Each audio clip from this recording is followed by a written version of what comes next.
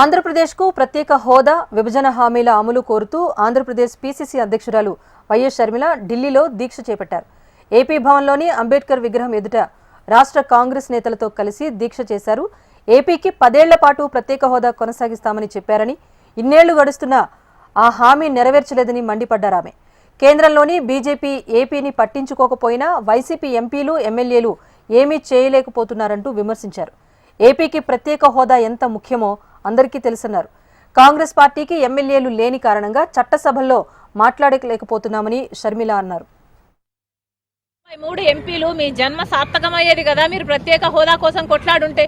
కనీసం ఒక్కసారైనా ప్రశ్నించారా? ఒక్కసారైనా మీరు కొట్లాడారా? ఒక్కసారైనా మీరు గొంతు విప్పారా? ప్రత్యేక హోదా ఎంత అవసరమో మీకు తెలిసి కూడా ప్రజల చేత మీరు ఓట్లేయించుకున్నారు అన్న ఇంగితం కూడా లేకుండా, కనీసం ఆ ప్రజలకు కనీస కృతజ్ఞత అయినా లేకుండా మీ స్వలాభం కోసము ప్రజలను తాకట్టు పెట్టారంటే ఇంకా మిమ్మల్ని నాయకులు అని ఎలా అనుకోవాలి? మళ్ళీ చెప్తున్నా, ప్రత్యేక హోదా ఆంధ్ర రాష్ట్రానికి చాలా అవసరం.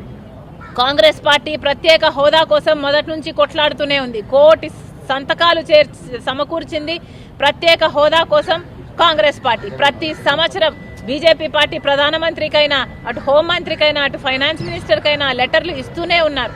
ఎక్కడ వీలైతే అక్కడ, ఎక్కడ చేతనైతే అక్కడ సభలు పెడుతూనే ఉన్నారు, ప్రత్యేక హోదా కోసం కొట్లాడుతూనే ఉన్నారు. కానీ ఆంధ్ర రాష్ట్రంలో కాంగ్రెస్ పార్టీకి బలం లేకపోవడం వల్ల ఈరోజు కాంగ్రెస్ పార్టీ ఒక ధర్నా చేసి మేము చెప్పాల్సి వస్తుంది తప్ప సభల్లో చెప్పే ధైర్యం, సభల్లో చెప్పే అధికారం మాకు లేకపోయింది. కానీ ఈ రోజుటి వరకు కూడా స్టేట్ అసెంబ్లీకైనా కూడా, ఇక్కడ సెంట్రల్లో లోక్సభ అయినా కూడా మీరు స్టేట్ రిప్రజెంటేటివ్స్ అయ్యుండి, ఎమ్మెల్యేలు అయ్యుండి, ఎంపీలు అయ్యుండి మీరు ఎందుకు గొంతు విప్పడం లేదో ఆంధ్ర రాష్ట్ర ప్రజలకు సమాధానం చెప్పాలి.